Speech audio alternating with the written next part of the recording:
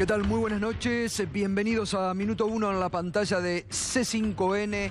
La realidad, hoy más que nunca, lo que otros no te cuentan, lo que otros te ocultan, aquí diariamente te lo mostramos. Y para el análisis político de este mes de enero que estamos viviendo, tal vez el día de hoy esté marcando el día en que parte del sindicalismo argentino le ha presentado batalla al gobierno de Mauricio Macri. Porque si bien hay una relación de tensión creciente entre un sector importante de la CGT y el gobierno de Mauricio Macri, lo que hoy salió a declarar, primero a la mañana en Radio 10, Pablo Moyano, y a la tarde en el canal Colega Crónica, Hugo Moyano, está marcando que algo se ha roto en la relación, no de ahora, no de estos últimos 2 años, sino en una relación histórica a través de la ciudad de Buenos Aires entre Hugo Moyano y Mauricio Macri.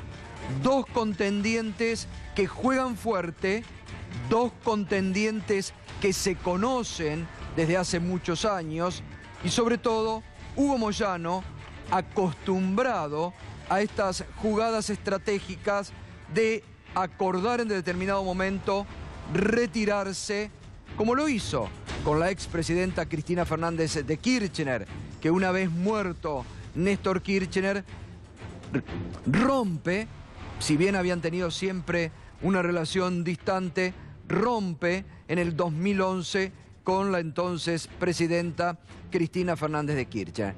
¿Cómo está esa relación hoy? ¿En qué está pensando Hugo Moyano? ¿Por qué rompe ahora con el gobierno de Mauricio Macri después de haberlo apoyado incluso para llegar a la presidencia en el 2015? Enseguida te lo vamos a contar. Todos los detalles, las definiciones políticas de Pablo Moyano, que no hay que olvidarse, integra el Partido Peronista de la provincia de Buenos Aires, que mañana este partido justicialista de la provincia de Buenos Aires va a tener su primera reunión del año, donde Pablo Moyano va a ser uno de los que participe de ese encuentro. Primer título de esta noche: desprecian a los laburantes. Otra de las frases fuertes que dejó Hugo Moyano en la tarde de hoy. Nos están llevando a un fracaso económico. Se suman las advertencias de economistas. Ahora la de Guillermo Nielsen sobre la política económica del gobierno. Y uno de los triunviros de la CGT, aliado a Hugo Moyano, que esta tarde sostuvo, quieren acorralar a los sindicalistas. Por eso decimos que tal vez el día de hoy ha sido recordado, pueda ser recordado como el día en que el ala más dura de la CGT y la más numerosa le plantó la bandera de guerra al gobierno de Mauricio Macri. Muy bien, nos vamos al desarrollo del primer tema de esta noche, tema central, justamente, ¿qué ha originado que Pablo Moyano y Hugo Moyano hayan salido hoy tan duros contra el gobierno de Mauricio Macri? Primero, que hay un componente netamente sindical. Tanto Hugo como Pablo, sobre todo Pablo, que es el líder de los camioneros, ya han dicho que no están de acuerdo con la reforma laboral y han sido el sector más duro dentro de la CGT, que desde el primer momento, junto a la Corriente Federal e incluso con las CTA, plantó bandera contra la reforma laboral que el gobierno aparentemente ha abandonado. Que se le va a hacer muy difícil. El único que salió desde la CGT a decir que está de acuerdo con esta incluso con estos cambios de presentarlo en distintas partes ha sido Héctor Daer, en absoluta soledad, pero el resto del sindicalismo insiste en decirle no a la reforma laboral. Ese es el primer punto, el primer tema que divide aguas y que va rompiendo la relación entre los moyanos y el gobierno. Debemos decir que en esto tal vez Hugo Moyano era el más cercano y Pablo Moyano siempre se mantenía más distante del gobierno. Segundo tema, está convocado para febrero una marcha del gremio de los camioneros, porque ahí la patronal intenta, como han intentado otros sindicatos, otros gremialistas, cambiarle las reglas de juego, cambiar el convenio laboral de los camioneros. Y aquí es una de las declaraciones de guerra que Pablo Moyano le hace al gobierno. Han dicho y han convocado para esta marcha el próximo 22 de febrero, no vamos a tolerar que cambien el convenio laboral de camioneros, no vamos a aceptar ningún tipo de reforma laboral para el gremio de los camioneros, que además empieza a discutir la pauta salarial que rechazan sea del 15%. Este es el segundo punto que divide las aguas ya entre Moyano, Hugo y Pablo contra el gobierno de Mauricio Macri. Y después está lo que consideran una persecución mediático-judicial, tanto Hugo como Pablo, del gobierno, de algunos medios y de la justicia, con esta imputación que le hacen. Hoy Pablo Moyano dijo no hay ninguna imputación, se ha comunicado que hay una investigación en base a alguna declaración del barra brava de Independiente, Bebote Álvarez. Hay ahí, recuerden que Bebote Álvarez está preso un ex vicepresidente de Independiente, y en ese marco, entonces, intentan meter también a Hugo y Pablo Moyano en esa investigación judicial. Y este es el tercer punto que detona la relación entre Macri y Hugo Moyano.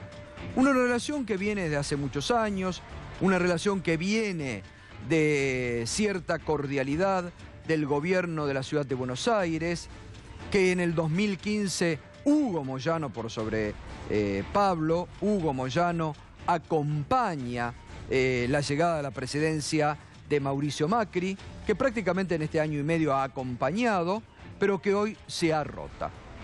Hoy ya queda rota esa relación entre Hugo Moyano y el presidente Mauricio Macri. Y en lo que les decía anteriormente, nadie mejor que Moyano para saber jugar tácticamente, cuándo acercarse, cuándo romper, cuándo jugar. Hoy ha roto la relación que unía a Mauricio Macri. En algún momento también esto lo hizo Moyano con algunos medios, ¿no?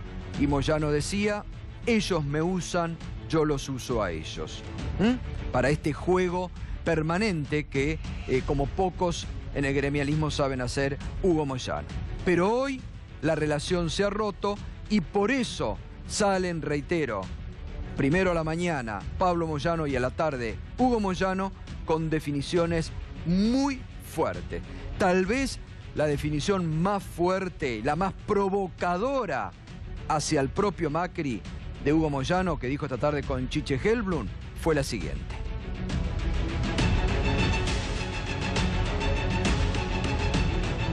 Si he cometido algo, no creo que sea así, porque yo sé bien lo que hago, ¿no es cierto?, y lo que he hecho. Sí. Si he cometido algo, que tengo que ir preso, lo único que pido, que esté al lado de la celda del padre Macri. Porque si me meten en cara a mí, se imagina con el padre Macri, con todo el desastre que hizo, por lo menos quiero estar en la celda con él, con Franco. Pero ya por Terá vas a tener prisión domiciliaria.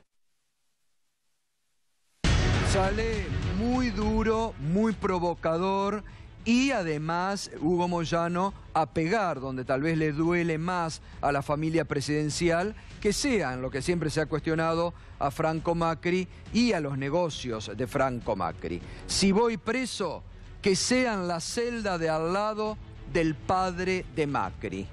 Provocador, fuerte, no son cosas que Hugo Moyano se le ocurren en el momento. Son cosas que ya tiene como también la aparición televisiva del día de hoy, perfectamente estudiadas y sabe Moyano dónde golpea. También dijo lo siguiente en la nota con Chiche Helbrun en el canal Crónica. Yo he ido a la casa, a todos lados de Macri. Pero claro, ahora son el poder y creen que se puede llevar a todo el mundo por delante. Y esos son los errores. Cuando se tiene poder no se puede pisar a todo el mundo. Se cree que son los dueños de todo, de la verdad, ellos pueden imponer. La cosa no está bien. La situación no está bien, y mucho menos para el que menos tiene, que son los trabajadores y los que no tienen recursos, ni tienen trabajo. Pero sin embargo, uno escucha, y puede ser uno de los temas que quieren distraer la atención a los problemas graves que estamos pasando, es ponerlo a Moyano como lo peor que hay en el país. También yo puedo decir, no, pero Calcaterra, y yo no le veo que tengan capacidad como para poder salir de una crisis como la que vivimos. A ver si estos señores que hoy gobiernan y se hacen los dueños de todos, pelearon alguna vez, si eran socios, eran compinches de la dictadura. Ellos tienen lo que se les ha dado la gana, y no lo hicieron como dirigente gremial, lo hicieron como empresarios, con el Correo Argentino, con todo lo que todo el mundo sabe, que nadie habla. Yo le voy a decir al presidente si lo veo. Presidente, si me queda y me gana, no me mande 500 tipos, me llaman por teléfono, me tomo todo y voy a la comisaría, a esta altura. Pero, claro, el impacto es ese. El impacto es ese, ¿no? Podés salir tranquilo, ¿no? Sí, salgo tranquilo, bueno, me voy. Se está atacando a los derechos del trabajador. ¿No ves que quieren sacar todos los derechos? Quieren sacar los derechos y a mí me han pedido 10 veces, y más también, de que diga algo, de que estoy de acuerdo con el proyecto de ley que se aprobó en la Secretaría. Yo nunca lo dije. Y esos fueron los ataques que empezamos a recibir. Por nunca haberlo dicho. Y no lo voy a decir. Pero ¿cómo es el tema familiar? Porque de alguna manera Pablo es como el sucesor tuyo en el gremio camionero, ¿sí? Se habla de lo que significa a veces que los cargos son hereditarios. ¿Cómo fue la decisión de que Pablo se ocupe? Vos eras secretario general de Camioneros, hoy lo hace tu hijo. Sí, yo lo puedo proponer o no, pero la gente lo tiene que votar. Sí. Y ustedes recuerdan que cuando, hablando de todo, porque no hablemos solamente, eso a lo mejor esas formas se utilizan en otros lados. Cuando Franco Macri lo quiso dejar a Mauricio, fracasó. Cuando tuvieron el problema en Uruguay, el mismo padre ha dicho que le fundió Sebel y ese tipo de cosas. Fíjese cómo tiene todo estudiado perfectamente Hugo Moyano para salir hoy a romper fuerte con Macri, que se dirige en todo momento al presidente, a Macri. Le habla allí, de igual a igual. Le dice, si Macri, fíjese, si Macri me quiere meter preso, que no me mande todo ese show que hacen 500 personas, que me llame él y que me diga y yo voy a la comisaría. Lo pone en primera persona. Si Macri me quiere poner preso, lo desafía Moyano. Se ríe, ¿no? Se ríe. Si Macri me quiere poner, que no haga todo ese show, dice. Que me llame y que me diga, mirá que te voy a meter preso, y yo voy y me presento a la comisaría. Fíjese cómo en todo momento es Moyano con Macri, cómo lo desafía al presidente y cómo rompe hoy Moyano, porque ya esto no es un juego de presiones, esto es romper. Sale Moyano, esto ya lo viene analizando Moyano desde hace un mes. Por eso digo, no es una jugada del momento, esto es Moyano hace un mes que viene preparando, lo ha dicho a varias personas, que rompe con el gobierno. Por los motivos que le expresé, esos 3 motivos principales que le expresé anteriormente. Y también dijo que no se arrodilla ante nadie. Tienen que atacar. ¿Por qué? Porque no me sirvo, no me arrodillo ante nadie. Al único ante me arrodillo ante Dios. Bueno, entre otras cosas, gobierno de turno ni empresario. Entre otras cosas, pero en algún momento acompañaste a algún gobierno o no. Pero una cosa es esperar que se acomode, que se hagan la cosa. Y otra cosa es coquetear. ¿Qué es coquetear? Yo no lo hago ahora porque no lo puedo hacer. Pero si yo coqueteo con una chica, no voy a coquetear con un tipo. Con el amigo que está coqueteando con... No, yo como hombre no coqueteo. Si me toca coquetear, coquetearé. Ahora no lo puedo hacer, ni lo voy a hacer, ni lo permiten Ahora hacerlo. estás casado, serio. Ni lo permiten hacerlo. Pero no, uno espera. Bueno, Pablo Moyano también salió a hablar esta mañana, a rechazar las versiones sobre una investigación judicial que hoy anunciaron las primeras tapas de los diarios, y también allí Pablo Moyano sostuvo que la persecución contra él y contra su padre se debía a que se habían plantado fuerte contra la reforma laboral, y esto lo decía. Son denuncias mediáticas, no tienen nada que ver con la realidad. Es una reiterada.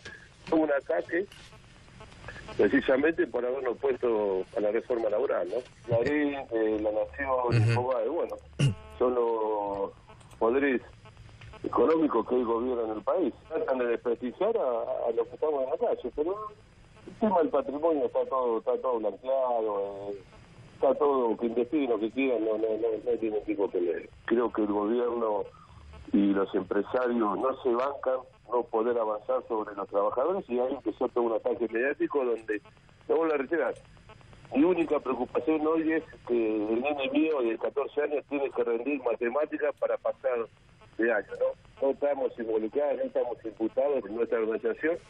Ayer convocó para el 22 de febrero una gran movilización, creo que va a ser la más importante de la historia de nuestro gremio, para defender nuestro convenio. Bueno, ojalá que reaccionen, porque ya te están poniendo el techo las paritarias, ya a los docentes le han sacado la posibilidad de discutir paritarias, avanzan con el convenio camionero, están avanzando con otras organizaciones gremiales. Bueno, ojalá que reaccionen.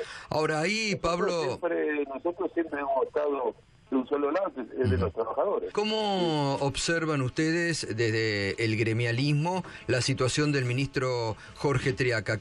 En cualquier país serio, un ministro se manda una macana de eso, al otro día el presidente, o por propia dignidad, te tenés que ir. Ahora, en el medio de toda esta pelea y estos reacomodamientos está también lo que se viene y el reacomodamiento que el Partido Justicialista, que el peronismo está teniendo.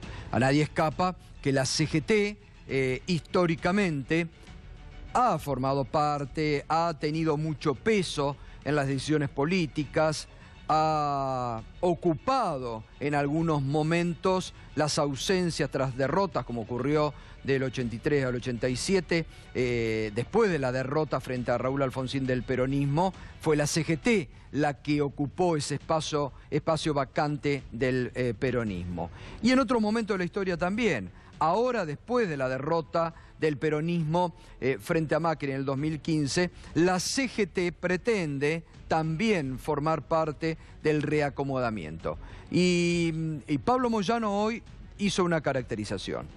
Hoy, esta mañana en Radio 10, Iván Jagroski le preguntaba a Pablo Moyano sobre las declaraciones de Juan Manuel Urtubey, que dijo que Cristina Kirchner no podía formar parte de la unidad del peronismo. Bueno, Pablo Moyano dijo, Urtubey no es peronista, está al lado del gobierno.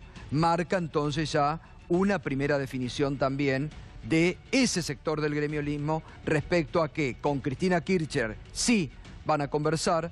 De hecho, los nexos hoy están, si bien no ha habido encuentros personales, pero sí Walter Correa, que es un dirigente sindical, electo diputado nacional en la lista de la expresidenta en la provincia de Buenos Aires, es el nexo, sobre todo entre Pablo Moyano y la expresidenta y el sector. Hay conversaciones y hoy marcó esta diferencia Pablo Moyano, que habló justamente sobre el reacomodamiento del peronismo.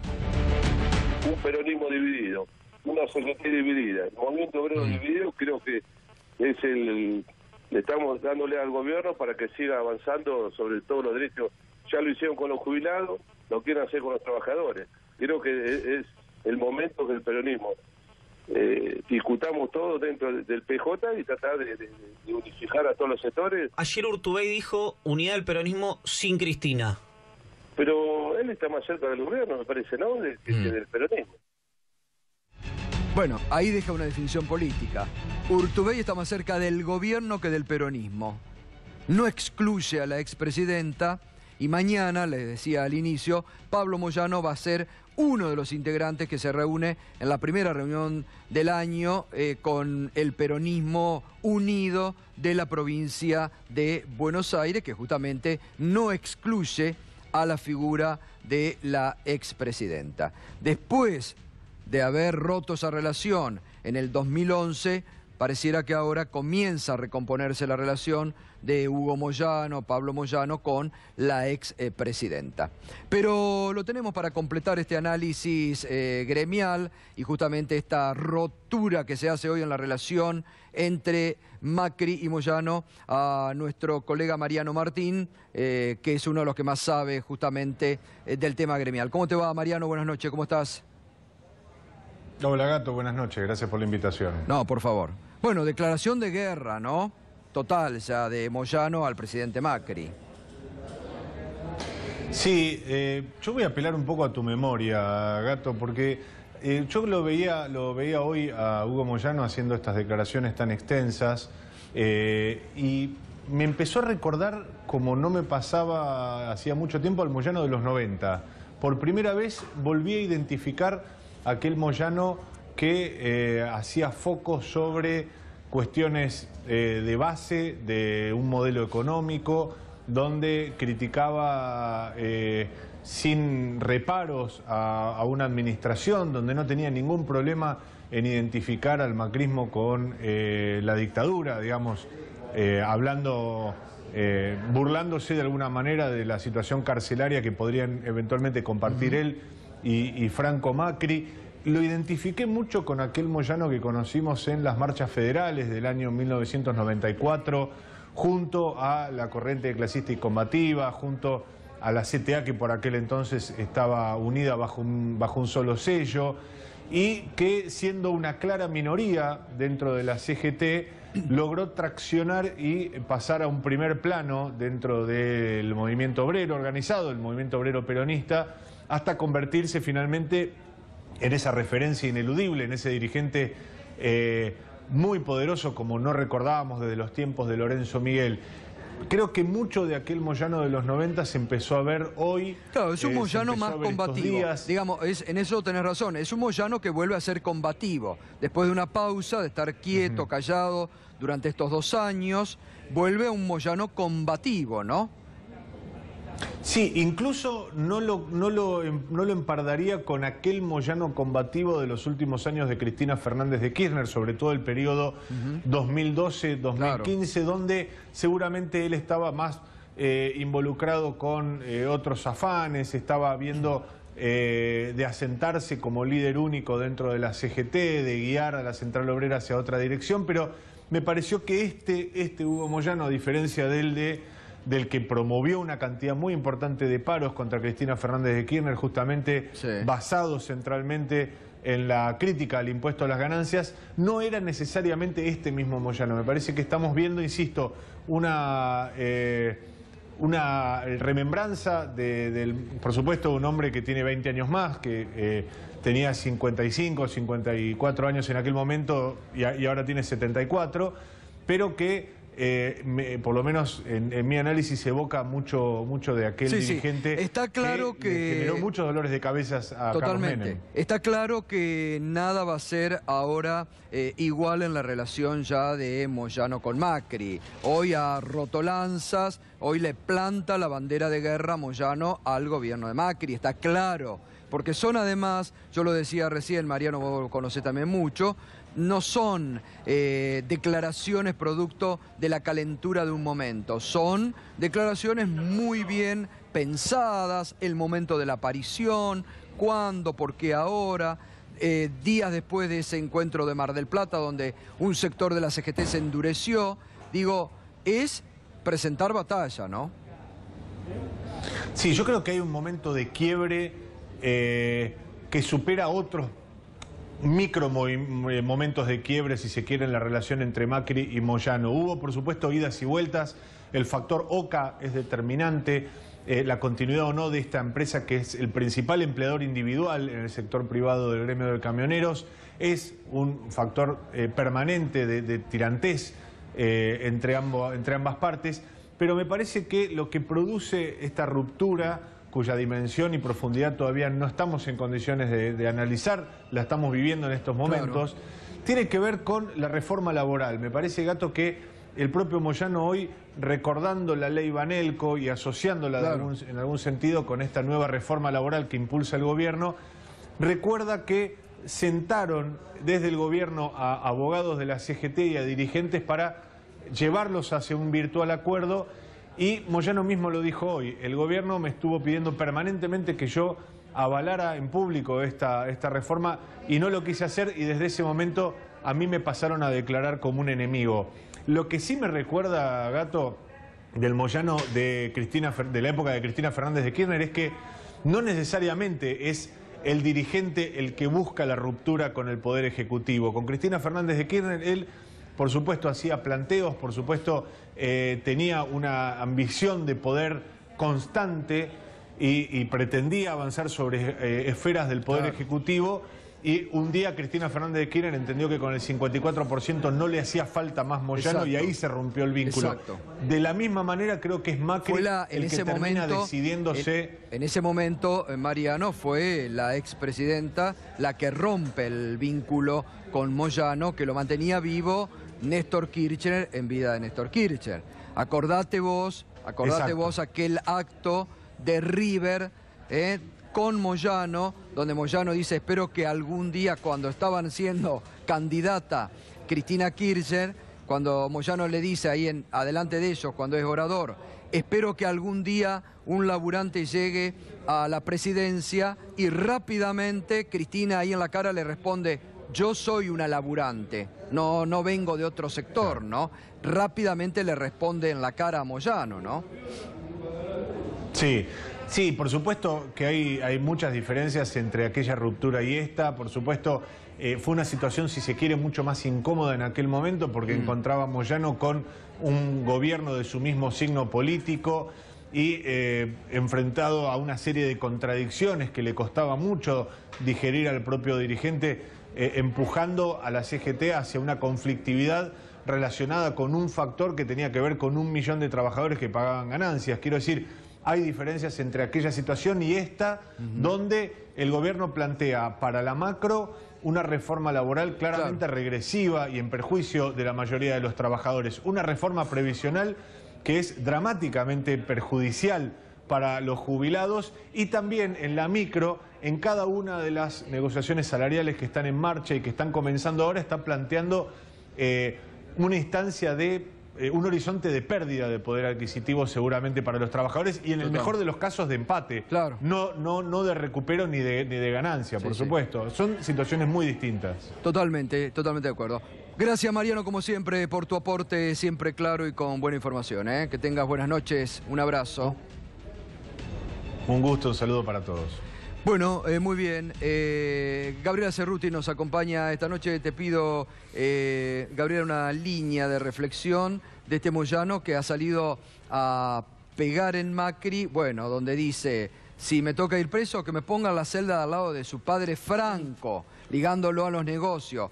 Hablando, bueno, pero los Macri con la dictadura hicieron negocio. Este desafío en primera persona, ¿no? Sí, yo creo que, como decía Mariano, encontramos a un Moyano muy parecido al Moyano de los 90, porque Macri está cada vez más parecido al Menem de los 90. La verdad es que yo veía hoy las imágenes de Davos. A mí me tocó cubrir el viaje de Menem en el 92 a Davos, y uno ve repetirse el mismo discurso, ¿no? Esa apertura al mundo y el liberalismo, y se terminó el populismo en Latinoamérica, digo, y las medidas económicas, el intento de reforma laboral, el intento de sometimiento de los trabajadores y, por lo tanto, primero de los dirigentes sindicales para poder someter luego a los trabajadores, es muy similar a lo que vivimos en otras épocas en la Argentina, tanto durante dictaduras militares como durante la versión del neoliberalismo en sus versiones democráticas, o por lo menos con formas democráticas, como fue en el caso del menemismo y ahora del macrismo. Creo que Hugo Moyano volvió a encontrar ese lugar y ese discurso que tiene que ver con los temas de fondo, ¿no? Lo que le va a significar la reforma laboral, lo que puede significar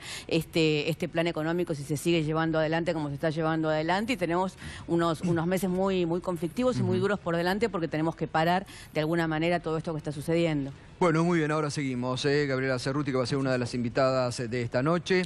También está Luis Tagliapetra, padre de uno de los submarinistas de El San Juan. Hoy los familiares estuvieron reunidos cara a cara, por primera vez en el despacho, con el ministro de Defensa, Oscar Aguad, y todo lo que venían diciendo públicamente se lo han transmitido allí, en este cara a cara, con el ministro de Defensa. Y además está el doctor Alejandro Argibay Molina, que en la jornada de ayer denunció junto a Carlos Broyman al ministro de Trabajo, Jorge Triaca, por los contratos, cerca de 250, en el SOMU, ¿no? Interviene en el SOMU y utilizan la caja del SOMU para ubicar distintos, como por ejemplo era la ex empleada del ministro, Sandra Heredia. Con ello enseguida vamos a estar hablando para completar este cuadro gremial, esta declaración de guerra que una buena parte del gremialismo le hace hoy a Macri, que interpretado por Hugo Moyano, por Pablo Moyano. Salió también Smith, ¿no? Uno de los triunviros de la CGT, después de las expresiones de Moyano.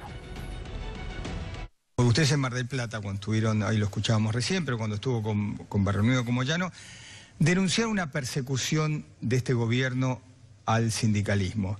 Antes de entrar en unos casos especiales, pero ¿por qué dicen ustedes que los están persiguiendo? Porque si miramos todos los ciclos históricos vamos a ver que cada vez que hay problemas con las tensiones sociales o el fracaso de las recetas económicas aparecen este tipo de episodios. Y yo tengo la percepción de que sí, que hay una idea, no solamente del gobierno, sino también de factores de poder, de acorralar al sindicalismo, de ponerlo de rodillas al sindicalismo. Porque en definitiva, de esta manera se establece la lógica de que de un lado hay honestos, probos y republicanos, y del otro lado hay corruptos y sindicalistas mafiosos. Bueno, venimos marcando en los últimos días aquí en Minuto 1, presentábamos el martes en este programa el mapa de los despidos del mes de enero en nuestro país, que sumaban cerca de 3.000 despidos, entre despidos en empleados estatales o empresas que están cerrando, lamentablemente dejando a muchos trabajadores en la calle. Y ayer comentábamos lo de Río Turbio, esta mina reconvertida como usina termoeléctrica que debería funcionar con el carbón que se saca de la propia mina y que está prácticamente parada por una decisión política del gobierno de Mauricio Macri. Cerca de 400 despidos, y fíjese como en Azul, como en otras localidades, cómo se movilizó hoy Río Turbio en torno a esta mina, acompañando a los mineros, poblaciones muy chicas movilizadas. Los mineros han tomado, está tomada ahora esta mina de Río Turbio. Mire lo que ha sido impactante realmente esta movilización en Río Turbio, reclamando no solamente la reincorporación, sino que se ponga en marcha justamente esta central termoeléctrica que, en el momento en que la Argentina está importando energía eléctrica, justamente la energía que podría dar al sistema interconectado nacional, esta central de Río Turbio, sería muy importante. El gobierno Macri prácticamente la quiere cerrar, desarticular, y esto lo denunciaba hoy el ex intendente de Río Turbio. Bueno, han empezado un proceso de achique, de ajuste, que lo veníamos denunciando ya desde hace 2 años. Cero inversión, acá la inversión que está es la que se hizo en el gobierno anterior, y empezaron con los ajustes, con los achiques, con los despidos, achiques de sectores, y dejando prescindible a la gente. Y empiezan los despidos. Primeros encubiertos, que son los despidos, los retiros voluntarios, ofreciendo distintas alternativas de retiro con más menos plata, pero es un aprete contundente con llamadas por teléfono 5 veces por día a un laburante, ¿no? Y diciéndoles que... al retiro voluntario. Diciéndoles que... Que se tienen que acoger al retiro, voluntario, si no van a ser despedidos. Que hoy están haciendo un ajuste, un achique sin saber qué sector hay que fortalecer. Cuando esta empresa enorme se ponga en marcha y se me da energía, lo que vos estabas diciendo, mira, si pudiéramos poner los 2 módulos en marcha, el gobierno se ahorra $200 millones anuales en importación de combustible. Claro. Bueno, ahí estaba marcando, ¿no?, el ex intendente de Río Turbio, actual diputado provincial, Matías Mazú, la conveniencia justamente de poner en marcha rápidamente esta central termoeléctrica de Río Turbio, que funcionaría con el mismo carbón que extraen de la mina, que ha originado, reitero, que a través de estos despidos, esta movilización que veíamos recién impactante, y que esté tomada la mina desde la tarde de hoy para pedir justamente la reincorporación de los despedidos. 400 despidos que se suman al mapa de los despidos nacional, que el martes marcábamos cerca de 3.000. Un enero caliente a nivel de despidos. 2 definiciones económicas. La de Guillermo Nielsen, economista, en la jornada de hoy. Se están fogoneando ingredientes que van a llevar a un fracaso económico. Otra advertencia, justamente de un economista que no es opositor claro en materia económica, ¿no? Ha estado en un pensamiento bastante cercano al gobierno de Mauricio Macri, pero que en este último tiempo, en estos últimos meses, viene marcando, como lo han hecho muchos economistas, como lo han hecho muchos economistas. Anoche, prácticamente lo mismo decía aquí Arnaldo Bocco en el análisis económico y en el debate que teníamos anoche. Arnaldo Bocco también prácticamente decía, se lo decía a Daniel Lipovetsky, si no cambian, muchachos, van a cometer los mismos errores que ya se cometieron en el pasado. Y hoy dice, se están fogoneando ingredientes que pueden llevar a un fracaso económico. Y en consonancia con lo que viene planteando el gobierno de una pauta salarial cercana al 15%, desde Davos, el ministro de Economía, Nicolás Duchovne, dijo hoy, sin la cláusula gatillo, sería más fácil el proceso de desinflación. Es decir, el ministro de Economía le está echando la culpa a los sindicatos de por lo que han perdido. Lo que han perdido en materia de inflación. Una inflación que se le desbordó al gobierno, no a los sindicatos. Los laburantes no son los culpables de la inflación, son los que sufren la inflación. Entonces le es muy fácil al ministro Duchovne decir alegremente, bueno, hay que eliminar la cláusula gatillo, no hay que darle a los sindicatos lo que perdieron porque no estamos cumpliendo con la meta inflacionaria. El propio ministro fue el que hace un mes atrás dijo, nos está costando dominar la inflación. Ha sido el gobierno, no por culpa de los sindicatos, quien tuvo que cambiar la pauta inflacionaria para este año, que los privados ya todos la están cambiando, están hablando de una pauta que va entre el 19 y el 20%. Ahora, no son los laburantes. Otra vez el gobierno se vuelve a equivocar en el diagnóstico. Le quieren hacer pagar a los laburantes con salarios bajos para este año los errores económicos que el gobierno está cometiendo. Muy bien, nos metemos ya en el debate de esta noche. Para completar un poco el cuadro está el doctor Alejandro Gibay Molina. Ustedes denunciaron ayer a Jorge Triaca, ¿no? Justamente por el tema SOMU.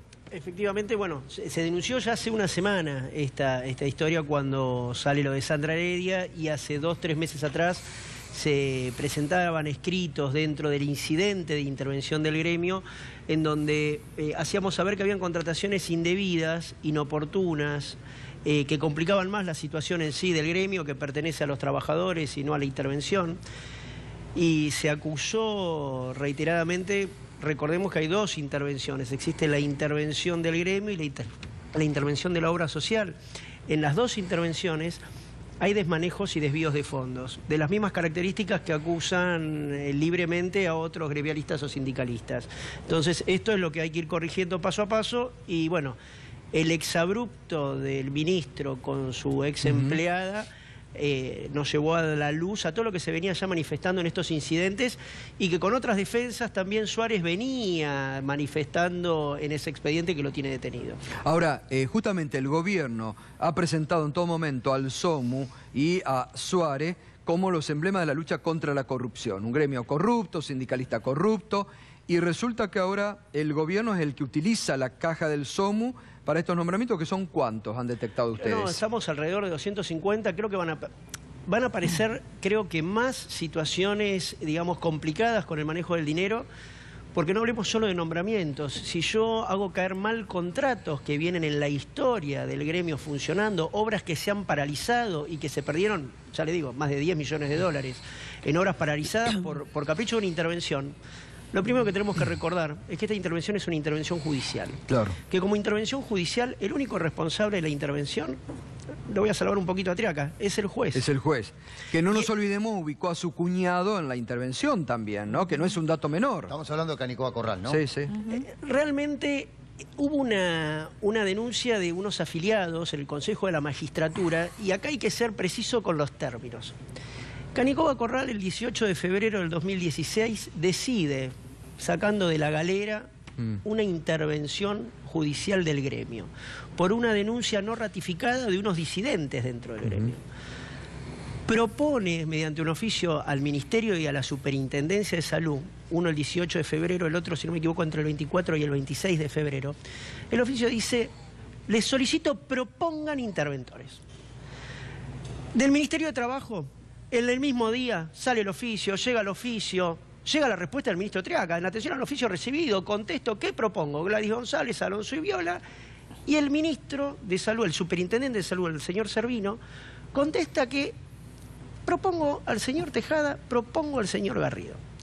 Entonces, en el mi bolillero de 44 millones de argentinos, salió el cuñado del juez. Ante la denuncia que le hicieron los empleados, los afiliados del gremio, en el Consejo de la Magistratura del juez, el juez dijo, yo no lo propuse. Claro. Lo propuso el gobierno. Claro. Qué casualidad, ¿no? Y nadie se dio cuenta que era el cuñado. Bueno. Y después, bueno, reiteradas denuncias de Un diferentes juez que, medios. recordemos, estaba muy cuestionado por el gobierno y que después se le fueron todas las Le imputaciones. quería preguntar al ¿no? doctor Me una permití cosita. porque tengo que hacer una alerta. Perfecto. Me permiten un minuto. Vamos con una alerta.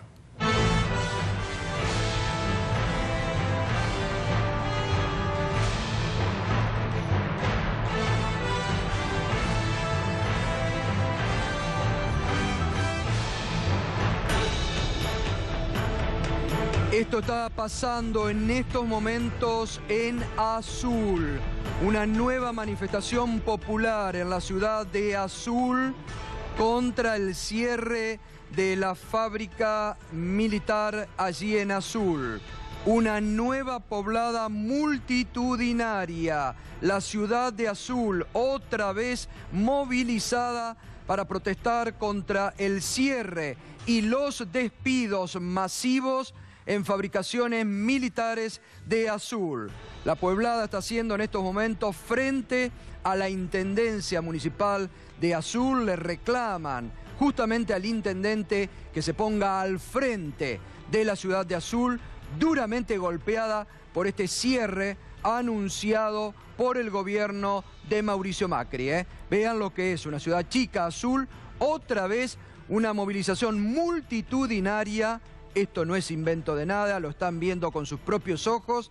Es una ciudad movilizada en contra del cierre de una fuente laboral que para esa ciudad ha significado y significan muchos puestos de trabajo. Bueno, Gabriela, Sí, veíamos lo de imágenes Río que- Turbio, Río vemos lo de Turbio, Azul. ayer digo, vimos el Hospital Posadas. Digo, la verdad es que se está dando una cantidad de cierre de fuentes laborales que tiene que ver, obviamente, con la persecución a los sindicalistas. Digo, vos perseguís a los sindicalistas porque lo que no querés es que la gente esté organizada y defendida por sus sindicalistas y, obviamente, agarran temas emblemáticos. Yo quiero igual remarcar en lo que estaba diciendo recién el doctor, que la interventora del SOMU es Gladys González. Es la actual senadora que mientras se llevó adelante todo esto y que además Vidal hizo campaña con ella en su momento presentándola como el nuevo paradigma de la honestidad y de una cantidad de cosas. Como también me parece importante remarcar que el actual interventor que está cerrando Río Turbio es un hombre del senador Eduardo Costa, digamos, ¿no? Porque acá cada uno está poniendo a su pollo en determinado lugar para llevar adelante estos que son cierres, que son despidos masivos, para después de alguna manera, digo, ¿por qué Costa está haciendo lo que está haciendo con Río Turbio? Porque él tiene sus propias empresas energéticas, porque tiene sus empresas eólicas, digo. El macrismo está llevando adelante un plan feroz, neoliberal, al mejor estilo de los planes neoliberales del mundo, con un condimento argentino, que es que, mientras tanto, hacen sus negocios atados, ¿no? Digo, quieren privatizar aerolíneas y mientras tanto se llevan ellos las low cost y Flybondi de Quintana y todo. Hacen las dos cosas, digo. Por un lado, el plan neoliberal la denuncia clásico, del parque eólico hace poco, ¿no? Totalmente, por eso digo, y mientras tanto, los amigos de Macri, Caputo, Calcaterra, venden sus empresas a nuevos testaferros, que son los que ahora se quedan al frente de todos esos, porque tienen atados los negocios propios. Ahora, ¿cómo es esto de Río Turbio con el senador, ¿no? Fue electo senador. El senador Costa, que es el marido de la diputada Tubri, que es la amiga con la que sale a pasear por Nueva York, Elisa Carrió. El interventor de Río Turbio es la persona políticamente de él, no solo amigo, socio, sino también su persona políticamente. Él tiene empresas eólicas y tiene intereses en empresas de energía, además de que está investigado, imputado en una causa por lavado de dinero y por evasión impositiva, y es quien está llevando adelante, su pollo político, su hombre político, es el que está llevando adelante esta intervención en Río Turbio, porque lo que quieren es cerrar las empresas estatales de producción de energía para que todo quede en manos de las 4 o 5 empresas que son de ellos, que son los que están manejando en este momento todo este tema de las energías renovables, que son las grandes licitaciones con las cuales se quedaron los amigos del presidente, se quedó Costa, se quedó Caputo, que ahora se la pasó a este otro testaferro, y mientras ellos se quedan con esos negocios, van por el cierre empezaron con el cierre de las empresas estatales de energía, y en cualquier momento, digo, irán por YPF, irán también por el tema de aerolíneas. Ahora, volviendo al tema Moyano, ¿no? No, Moyano y lo que decía Moyano en esa provocación que le hace a Macri, porque le pone el dedo en la llaga sobre aspectos muy cuestionados de Franco Macri, ¿no? Bueno, pero es que Moyano, y de los propios negocios familiares Moyano del es generoso, presidente. porque yo creo que el problema acá no es Franco Macri, digo, ¿no? El problema acá es Mauricio Macri, el jefe de los negocios, ahora el jefe de la familia, hace ya tiempo que es Mauricio Macri, Franco Macri, que fue el jefe durante mucho tiempo, ahora, digo, lo dice el mismo Macri, que ya está grande, que está senil, dice el propio Macri, que le hizo un juicio por insanía, y los negocios los maneja Macri con su grupo del Cardenal Newman, de su colegio, que son Caputo, que es Tonelli, que es todo este grupo de amigos, y si se están llevando adelante prisiones como las que estamos viendo, yo estuve visitando con la senadora Macha hace poquito a Carlos Zanini, que no hay ninguna explicación jurídica en el mundo para explicar por qué puede estar preso Carlos Zanini, porque no hay ni siquiera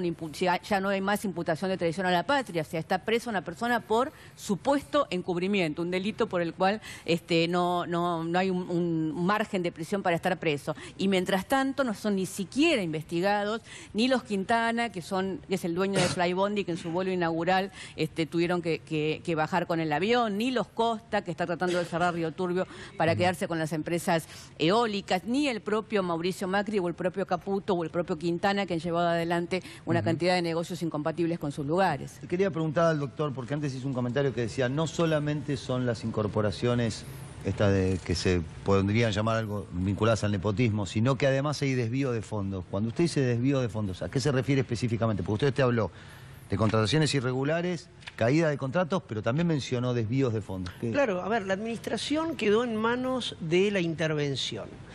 La intervención esta, al ser una intervención judicial, y por eso hago hincapié en términos, debería presentar todos los meses un informe. El informe es de 3 renglones, dice, llevamos bien las cuentas, no tenemos deuda, vamos maravillosamente hacia adelante y los afiliados no se quejan, todo es mentira. Cuando yo hablo de desvío de fondos, tenemos que había que terminar unas obras que están al 70% del gremio, o sea, del gremio, de la fundación, de la mutual, de la obra social, se suspendieron. ¿A dónde fue a parar esa plata? Y esto es lo que yo le pido hace 3 meses al doctor de Canicova Corral que pida un informe. Si el administrador lo puso él. El de la obra social, pero también se lo pido al del gremio, porque se acuerden, son dos expedientes paralelos.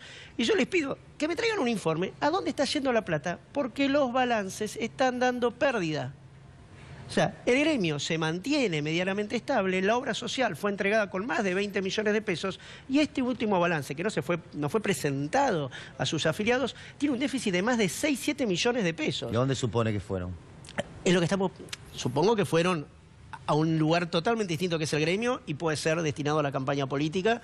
O sea, hubo un video que no llamó la atención del fiscal. Ahora, esto de la es grave, causa. doctor, porque ahí habría desvíos de fondo, entonces. Ahí habría un caso de corrupción, lo que usted dice. Si hubo desvío de fondos para la campaña del sindicato. Sigo con el término. La intervención judicial indica que yo, si soy designado interventor, administro fondos de terceros. Tengo que proteger su patrimonio. No tengo que disponer como si fuera mío. ¿Qué significa? No es una empresa, digamos. No es una empresa. Yo no puedo contratar mi gente. Claro. A ver, el doctor Tejada se fijó un sueldo de 150.000 pesos por mes. El juez al día siguiente se lo aprueba. Entonces yo cuando pido la remoción del doctor Tejada, me dice, pero su cliente renunció al gremio. Está la denuncia de cómo Suárez fue extorsionado para que renuncie al gremio. Leyendo la causa que tiene 70 cuerpos, y yo no participaba en ese momento, Suárez renuncia el 20 y pico de febrero del 2016. ¿Quién le acepta la renuncia a Suárez? La comisión directiva que había sido apartada. O sea, su renuncia no es válida. Hoy, técnicamente, Enrique Omar Suárez es el secretario general del gremio. Claro. O sea, ahora, es grave desde todo punto de vista, ya no solamente por lo que hizo Triaca, sino por la utilización. Porque digo, acá hay una contradicción fuerte en lo que marcaban. Venían a depurar, a transparentar y usan la caja para estos fines que Pero esta es la contradicción que llevan adelante siempre ellos. Yo siempre digo, del episodio de Triaca, obviamente el audio, como siempre sucede con los medios, es como lo más escandaloso. Ahora, para mí es mucho más escandaloso que haya nombrado a su empleada en el gremio, porque además no es que la nombra para que lleve adelante una tarea en el gremio, la nombra para cubrirle su sueldo. Digo, es de una bajeza, ¿entendés? Nombrarla para cubrirle el sueldo. Yo me acuerdo del episodio aquel famoso del jardinero de la Rúa y todo eso. Exacto. Pero además también hoy publicamos en Nuestras Voces, o ayer creo que fue, la hermana del ministro Triaca, que tiene un cargo en una agencia de negocios, inversiones internacionales o algo por el estilo, mientras lleva adelante ese cargo oficial que tiene una empresa de computación y de tecnología que tiene millonarios contratos con el gobierno de la ciudad de Buenos Aires. Entonces la verdad es que el mismo gobierno que hace una enorme campaña mediática, hoy el mismo Macri dice que bueno, que en la Argentina se terminó la corrupción y el populismo y la corrupción y que entonces por eso, y te remarco solamente una cosa más que también sucedió y que me parece importante por el tema sindical. Hoy el Fondo Monetario dijo que la única manera de controlar la inflación en la Argentina, o sea que la variable de control de la inflación en la Argentina son los salarios, ¿no? Entonces me parece... Las paritarias. Son las paritarias, digamos, ¿no? Que esa es la discusión que se viene y por eso viene esta persecución a los sindicalistas. Bueno, estoy cerrando, pero está Luis Tagliapietra. No nos olvidamos nosotros en este programa, lo saben los familiares, lo sabe Luis, tampoco en la radio, del submarino San Juan y de los 44 tripulantes. ¿Y cómo fue el encuentro con el ministro? ¿Sacan alguna conclusión positiva? Sacamos promesas, sí. Yo no confío, como nunca confié. Digo, las mismas promesas que les vengan haciendo desde hace 2 meses. Van variando porque nosotros impulsamos iniciativas propias, como la de convocar empresas privadas para que colaboren con la búsqueda, como la posibilidad de ofrecer una recompensa, y que eso se hace habitualmente sobre cualquier persona desaparecida. Entonces, no nos tenemos que olvidar que acá tenemos 44 personas desaparecidas, porque más allá que es una vergüenza internacional que se desaparezca un submarino y, como muchos dicen, el arma de guerra más poderosa que teníamos, acá lo que importan son 44 personas. Entonces, ¿cómo ofrecen recompensa obviamente por cualquier persona que desaparece y no por ellos? Entonces logramos ese compromiso, logramos el compromiso de que nosotros ya hemos investigado algunas empresas, pero bueno, nos habló de licitación y demás, con lo cual genera mucha bronca porque por un lado, el presidente tiene la caja para, por ejemplo, alquilar un avión a $16.000 la hora y no tiene 3 o 4 millones de dólares para contratar directamente a una empresa para que colabore con la búsqueda del submarino. Bueno, en algunos casos hay transparencia y en otros no. Son promesas. Temen que se siga pasando el tiempo y que no se sepa nada. Y son promesas justamente que tienden a dilatar, claro. Justamente. ¿Cómo fue la reunión? ¿Fue tensa? ¿Fue tranquila? ¿Cómo la calificaría? Yo no fui. Estuve en contacto permanente con todos los familiares que pudieron estar. Claudio Rodríguez habló en mi nombre y fue muy condicionada desde el vamos. ¿Por qué? O sea, porque dijeron que no iban a recibir a todos los familiares juntos, que incluso de los familiares que estaban iban a recibir a uno como representante de cada familia, con tiempos limitados, que no podían ingresar celulares, como si el hecho de grabar de alguna forma la reunión implicara un contrato que no se pudiera romper, etcétera, etcétera. O sea, en ese marco yo creo que se generó mucha tensión. De hecho, todos los familiares que quedaron afuera hicieron un aguante con banderas y demás en disconformidad de este trato discriminatorio. No sé a qué le tenía miedo respecto de que algún familiar le dijera qué. De hecho, estamos todos en consonancia respecto del pedido. Acá el pedido justamente, que el único que le podemos hacer al ministro, porque es para lo único que tiene potestad, es para que amplíe la búsqueda con todos los medios. Y que no la abandone. Como nos lo promete. Sí, bueno, que no la abandone. Por eso, bueno, eso es lo... Se han olvidado desde el gobierno del submarino, Sí. nadie, ni partes hay. Ahora, Luis, ustedes son querellantes. Sí. Usted es querellante Sí. en la causa, fue uno de los primeros que se movió. La jueza ha convocado a indagatoria a 5 altos mandos, no dio los nombres. ¿Ustedes saben a quiénes han convocado? Sí, de hecho yo estoy viajando el domingo para poder participar de estas testimoniales que empiezan el lunes. Pidió reserva en virtud de que... Pero son, personas importantes de la Armada, no tuvieron, digamos, algún poder de los decisión. De los 5, 3 sí. Ajá. Y la realidad es que lo hablamos con la doctora, porque hay mucha movida. Mucha presión, de verdad. Exactamente. Mucha presión.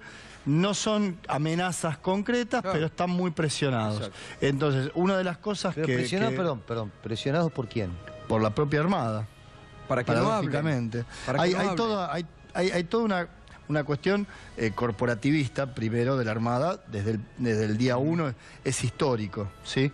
Pero con todo esto, especialmente el personal intermedio, por así decirlo, es el más presionado respecto de hablar con los familiares, con los medios. Ustedes lo han visto. ¿Qué personal de la Armada ha hablado con los medios? Salvo el capitán Balbi, que era el vocero oficial, y en algún momento el contraalmirante González, que estaba a cargo de la base de Mar del Plata, y muy poco. ¿Sí?